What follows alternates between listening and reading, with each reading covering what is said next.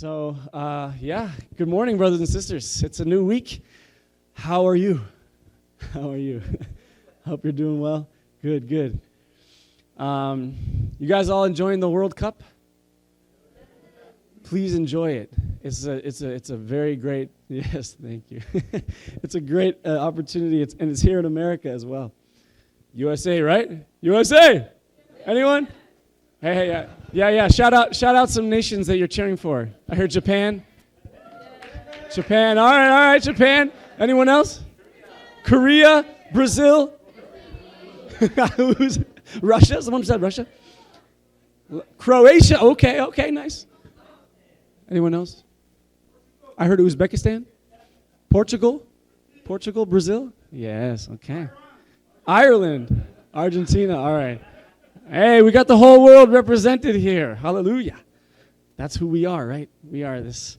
Yeah, and to introduce who we are, by the way, if you are not, if you're new here to us, we are the Indianapolis Family Church, and as you can see, we are a worldwide community. We're a worldwide movement and church community that was founded by our Reverend Moon and Holy Mother Han. We call them Father Moon and Father Moon and Holy Mother Han. We also know them as true parents because they are really spiritual parents for us, and they've really impacted many of our lives. So we are so grateful to them, and they've done incredible peace activities. Yesterday we had a UPF event, which is the Universal Peace Federation, which is part of the greater movement of our church, which brings together political leaders. And so we're trying to bring together influential people in Indianapolis to work together and make a difference. It was a beautiful time yesterday. Thank you, Uncle Bill, by the way. Let's give him a round of applause for that. And so Father, Mother Moon, they wanted to impact the world in every way. They wanted God to be in every aspect of society.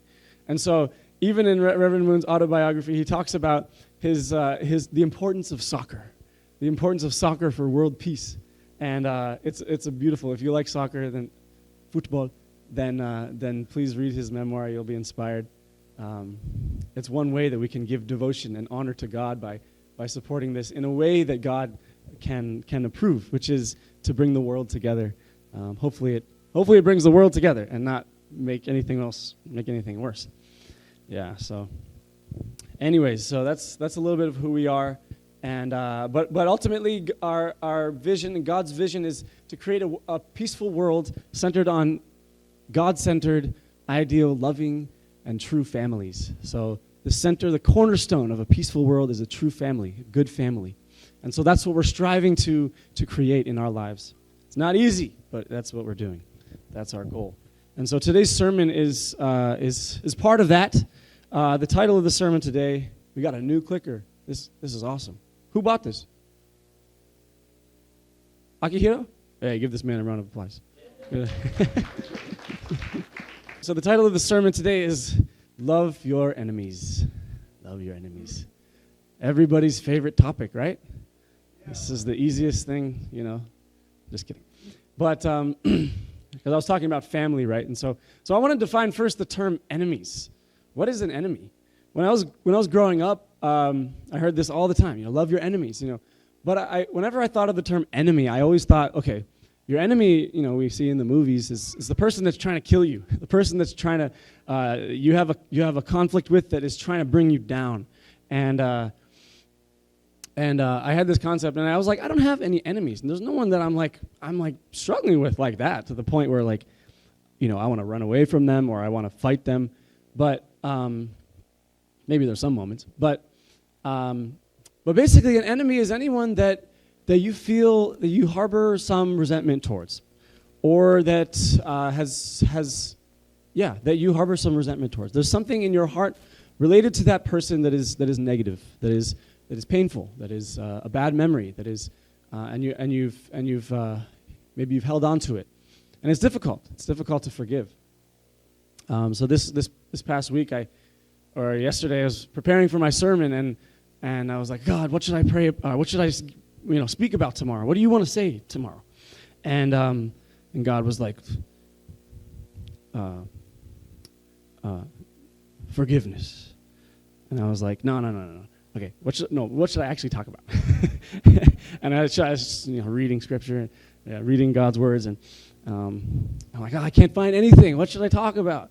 And God was like, forgiveness. And I was like, nah, I don't want to. Anyways, at the end of the day, I gave in.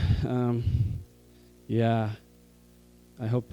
So God, there's someone that God wants to speak to today, but I am excited. I don't know if excited is the right word, but I am feeling that there is a deep purpose for this sermon. So yeah, brothers and sisters, this is our mission and our goal in life, to really become loving people. So in Matthew 5:43 to 45, Jesus says, "You have heard that it was said, 'You shall love your neighbor and hate your enemy.'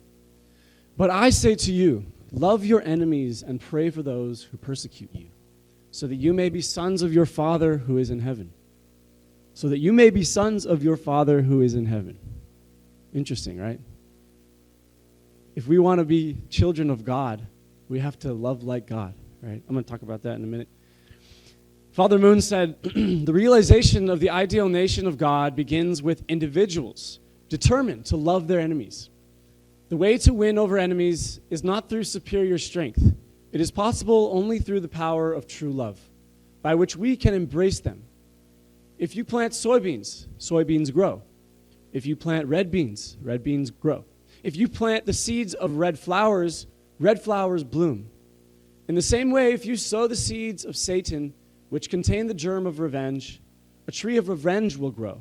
And if you sow the seeds of goodness, which contain the germ of loving the enemy, a tree of goodness and of loving the enemy will grow. Aju.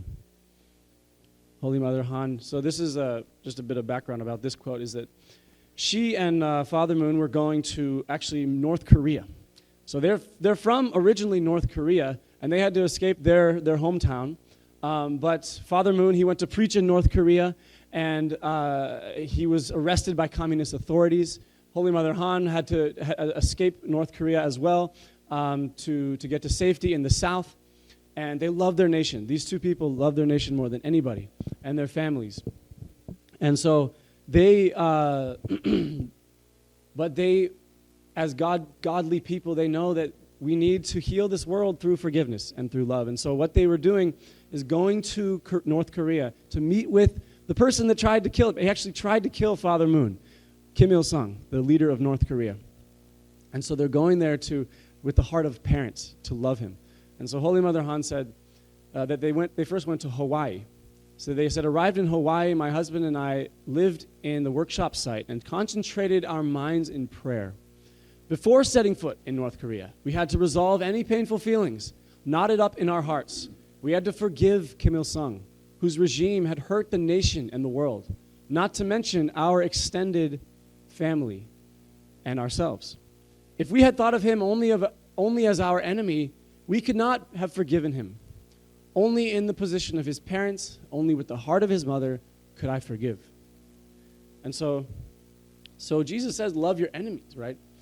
But in order to love your enemy, you can't see them as an enemy. You have to see them from God's perspective, which is the perspective of a parent. So I want to go back to this first quote. This first part is that, so we are the children of God, right, brothers and sisters? We are the children of God. We've heard it many times. We are loved by God. We are born of God. But we, yes, we are children of God, okay? And what does it mean to be a child of God? It means that we have the same essence as God. We have the same divinity as God. We have the same, light as God. The same light that is God, the same love that is God is within us. And so we actually, as children of God, we are like God, and we have God's love within us, and we have the ability to love like God does. And so when we kind of live in a distorted way, in a selfish way, we don't resemble God. We don't look like God. We kind of look like something else that is not God. But part of being like God is forgiveness. and loving the enemy. This is part of what it means to live like God.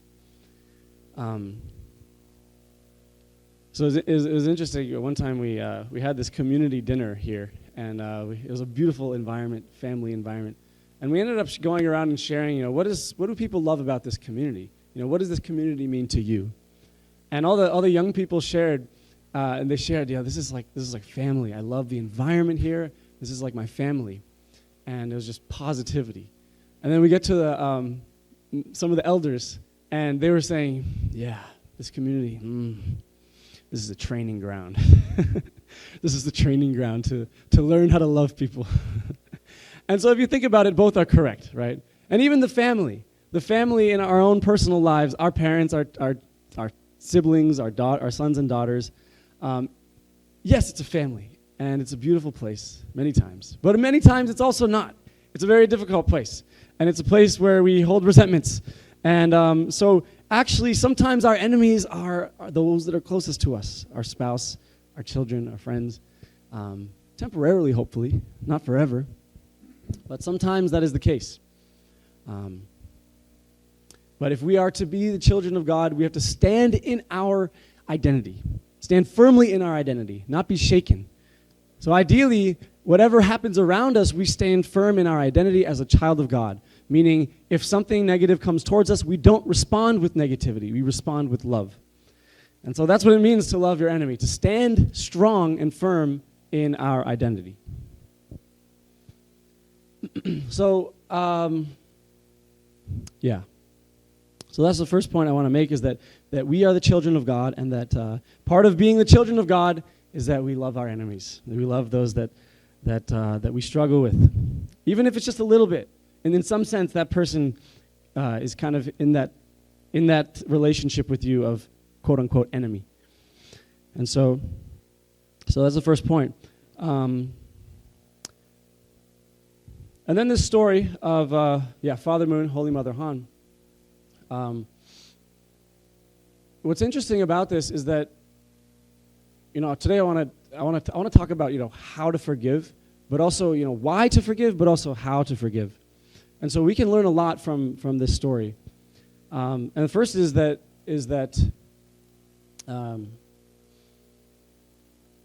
when we are struggling with somebody, sometimes our first instinct is to go directly to that person, and maybe your intention is to heal something, but you're still coming into that space with still holding on to some resentment, and you want to resolve it, but you're still holding on to that resentment.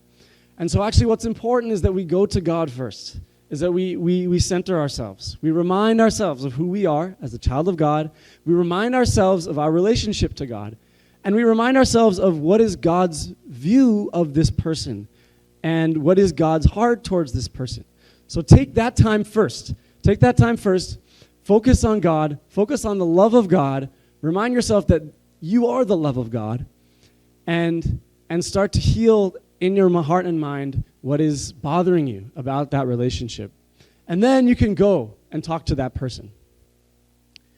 And so one story in my life is in my relationship with my oldest brother. And I had a really painful experience with him when I was young. And he had been through a lot in his life, a lot of difficulties, a lot of struggle. And he was kind of the guinea pig of the family, right? The first child. I don't know if you've experienced it. You're kind of the one that parents make the mistakes with, and then they can learn. But anyways, he'd been through a lot. But I remember one time we were playing board games, and I was just fooling around, and he was very serious about this board game that we were playing. I was fooling around, and I was making it. I think it was Monopoly or something, and he got really mad. He got so mad. And it kind of boiled to the point of he decided to spit on me. He spit on me. It was a really painful experience. It was, after that experience, I felt like because I don't know if you've ever experienced that, someone spitting on you. It's like, I'd rather be punched in the face than be spit on, because it's all, like, being punched in the face is like, at least you respect me, man to man, right? But like, being spit on is like, you're like the least, and that's how it felt, right? And after that experience, yeah, it was really difficult experience. And growing up, I was just always avoiding him and scared of him. And but at one point, I started doing life coaching. Anyone here done life coaching?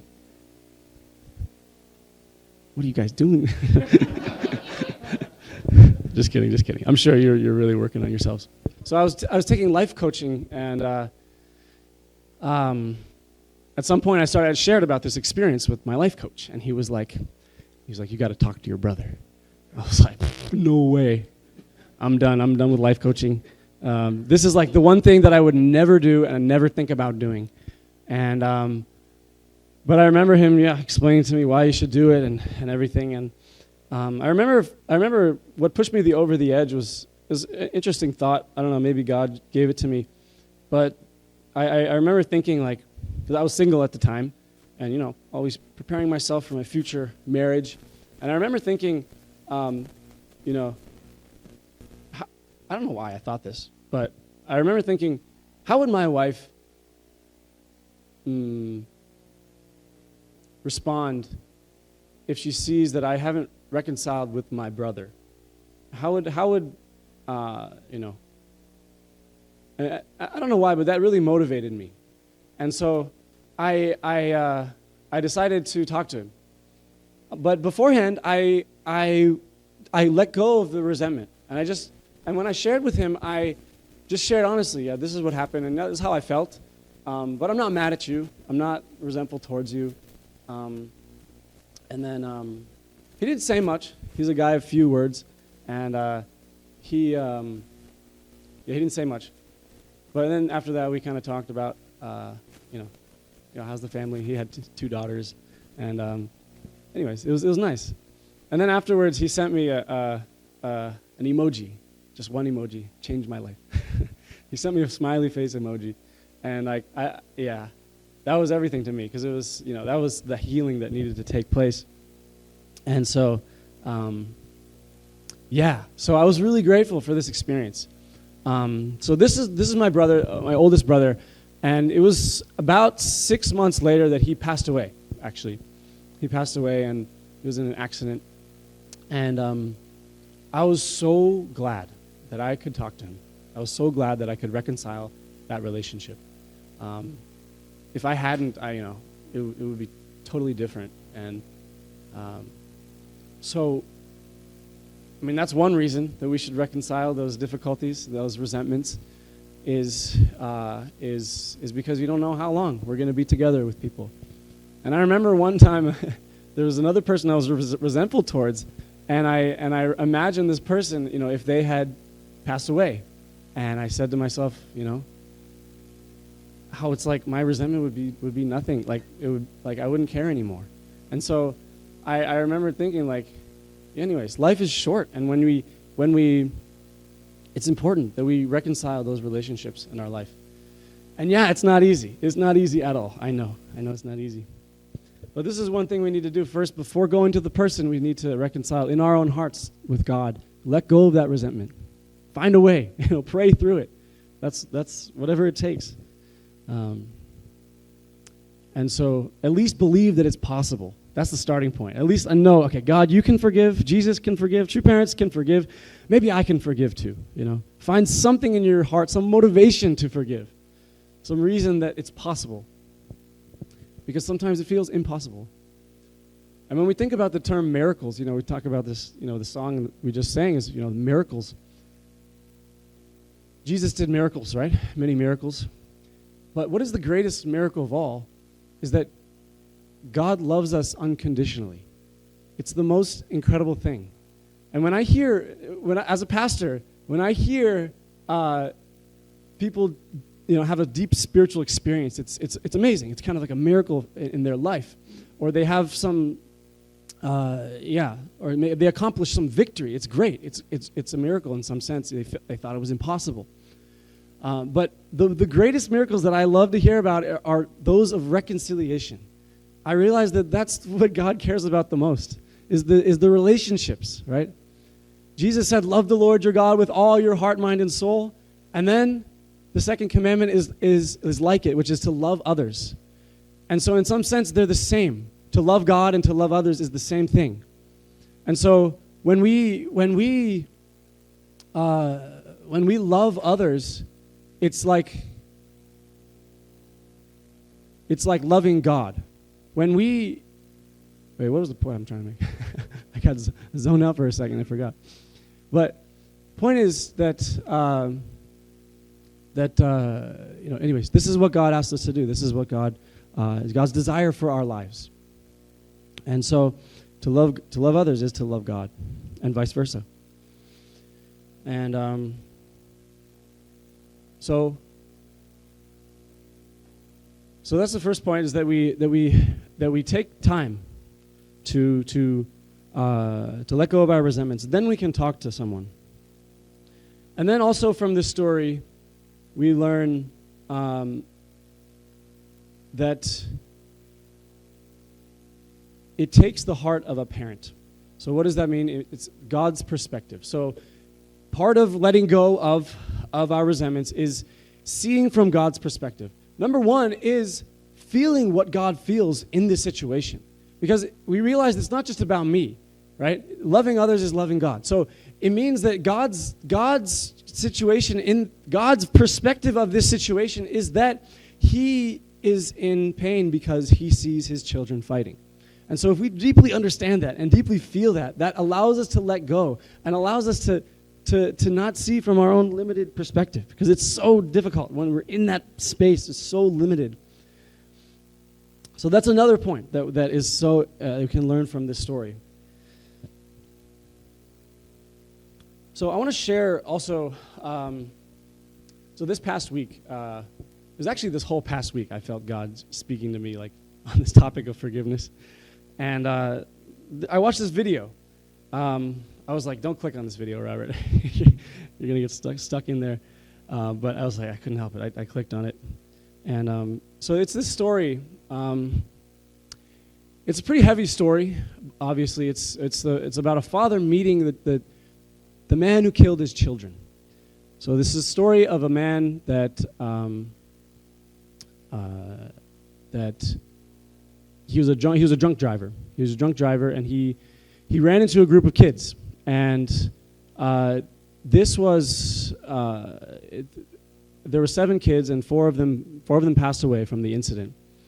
And so the man on the left is the one that was the drunk driver, and the man on the right, this is in Australia, the man on the right is the father. And so, but this is the story of this father forgiving this man. It's the most incredible story ever. It's absolutely incredible. An incredible story of forgiveness. And the father's name is Danny. And so you might wonder, what was it that motivated him to forgive? And so there's 3 points that he mentioned. And number 1 is the protection of his surviving family. So he explained that when this happened, the surviving children and his wife his response initially was anger and the desire for vengeance. But it faded because he realized that staying angry would only make a terrible situation worse. And he said that I dug myself in a hole and I don't want to go deeper. I've just got to stop right there. And so he realized that if he goes any deeper in resentment, he's going to ruin his family. He's going to bring that resentment, bring that darkness into his family.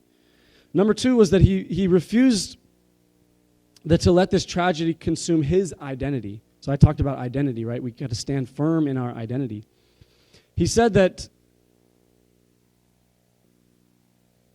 where is it? So he mentioned that it's incredibly easy for a grieving parent to become obsessed with the rewriting of their story in their head or living in the past. But he consciously chose forgiveness so that anger and bitterness wouldn't become his permanent identity, noting that living in that dark space would simply, he said, eat me alive. It would eat me alive.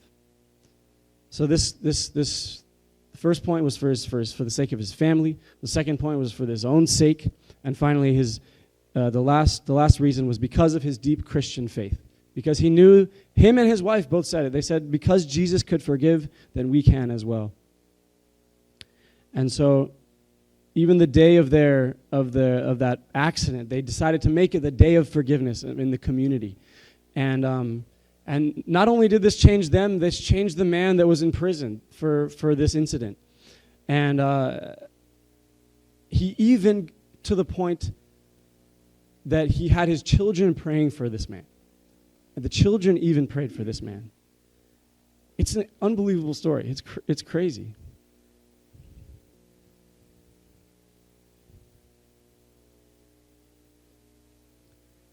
And then one of the biggest things so the reporter that was doing the story, he said that he asked the dad, Danny, he asked him, the killer, the drunk driver, he had 10 more years in prison. It happened in 2020, but he had 10 more years in prison at the making of this video. And he asked the father, he said, do you think that he deserves this amount of prison time? And he said, if it were up to me, I would let him go tomorrow. I would let him free right now. And so I was incredibly moved by this story. And this is a moment when they had their meeting together. And there were 4 birds, chirping as they started talking about their children. And anyways, their relationship was actually, he said that this man is in the realm. This man is in the realm of my life. This man is in my life. I have no choice but to have him. He is in my life. And so my identity is to forgive. And so I share this story. I know it's heavy. I know it's a really heavy story. If you have the time to watch the video, you can watch it. It's a really incredible story. But I share this story because I realized, and I want everyone else to realize, that if this guy can forgive the man that killed his children, then we can forgive anything in our lives. We can forgive anybody in our lives. Our situations are much smaller than this. And when I think about us, we are we're blessed families, right? We're blessed by true parents. We're given the blessing. And of course, the blessing is so important. It's so important to getting back onto the lineage of God. But it's also a lifestyle. In order to, I'll skip to the slide that I want to show you. It's one of the final slides. Is, we've received the blessing. We are blessed families. But we also have to live blessed lives. Just as important as receiving the blessing is that we need to live blessed lives. What does it mean to live a blessed life? It means to live as a child of God. It means to live forgiving. It means to live overcoming resentment and realizing and continuing to stay firm in that identity. And so brothers and sisters, we should be like that. We should be like this man, Danny. We should be like true parents that forgave Kim Il-sung. We should be like Jesus who forgave us on the cross. We should be like that. That's how Jesus said we should live like that. You should forgive your enemies. You should forgive, if you want to be my disciple, you should forgive your enemies. That's what he said. This is the requirement to be my disciple. And so I think one of the requirements to be a blessed family is to have a forgiving and loving heart, is to find reconciliation, don't live in that darkness. Don't live in that darkness. Don't stay there. We cannot create the kingdom of heaven if we have resentment in our hearts. And so this is maybe one of the main points I want to make is that this is our mission, right? This is our mission as a community, as a church. We're building the kingdom of heaven, right? All right, let's go and bring people into our church, right? That's part of it, maybe. But we can't, if the kingdom of heaven is within us, then we can't build it if there's still darkness there, if we're still holding on to something.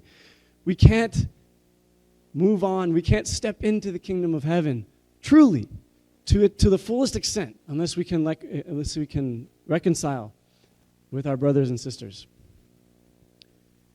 So I'll go over this last slide. Sorry, where are we?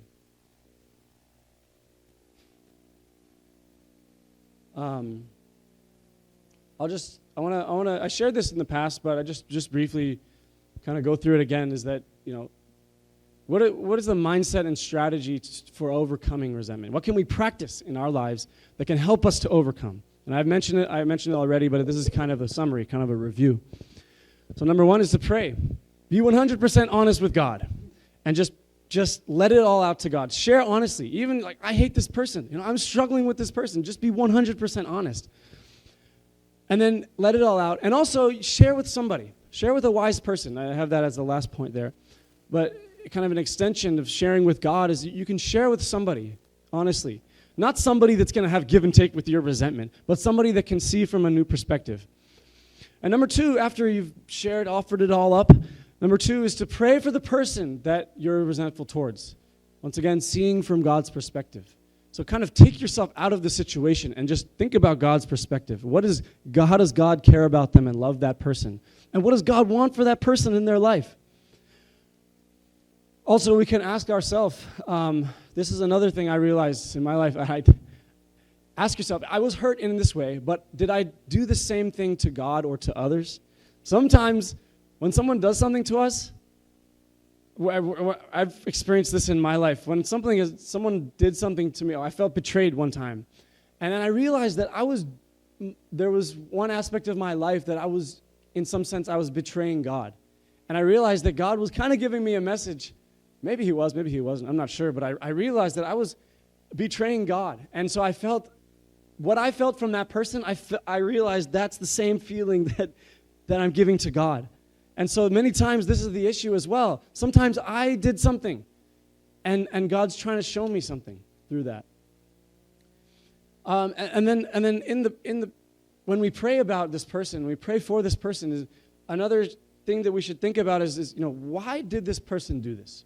Why did this person hurt me? When I shared the story of my brother, I don't blame him. He's been through incredible, really difficult things in his life. And so it's important when someone is hurt to realize that they're hurting inside also, that there's something going on inside that brought them to this point. And so it's important to have compassion and love over that person that is feeling that. And then if you're ready, to talk to them, reconcile with them, if it's appropriate, if you're ready. If also be wise about it as well. If they're really not ready, it might make it worse. Even if you've forgiven them, it might make it worse if they're still resentful towards you. So be wise. Talk to somebody about whether or not you should talk to them. Ask God. Another thing we can do is to try to do something small for this person. Because when we take action in love, we start to develop a feeling of love after that action. So that's another way we can start to overcome resentment. Find one thing that you like about that person. I heard that this is what they say on GPA when you're fundraising and someone's persecuting you. Find even one thing as they're persecuting you. Find even one thing that you like about that person. Like, oh, this person looks like a friend I had. Or this person, they're a handsome person. Whatever it may be. And then finally, like I mentioned, talk to someone wise, someone that can look at your situation from a new perspective. That won't just have give and take with your resentment. So those are some practical strategies to overcome resentment. But right now, I want to take a moment and do a small exercise. And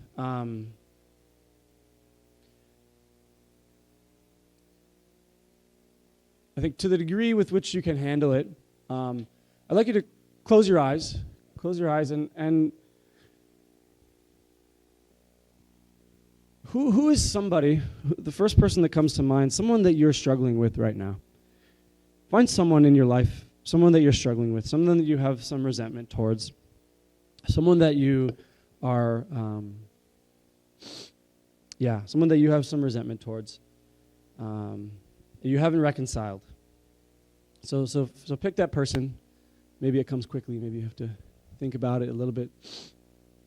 But pick that person. And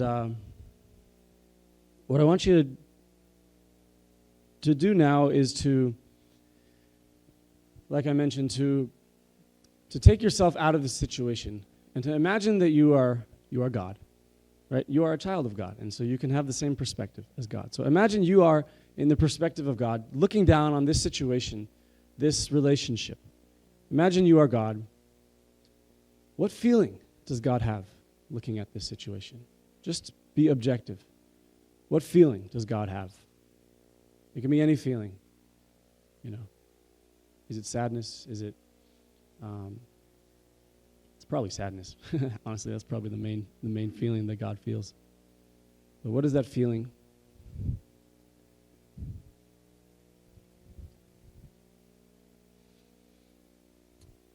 And if you feel ready, maybe you're not ready at this moment, but if you feel ready in your heart, say in your heart right now, say, I forgive you in your heart.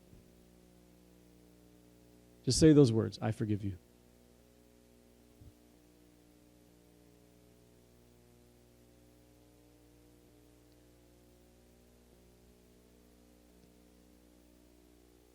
And now think about what God might want for that person. What kind of healing does God want that person to experience? What kind of love do you want that? Does God want that person to experience? Think about something that you know that they may have been through.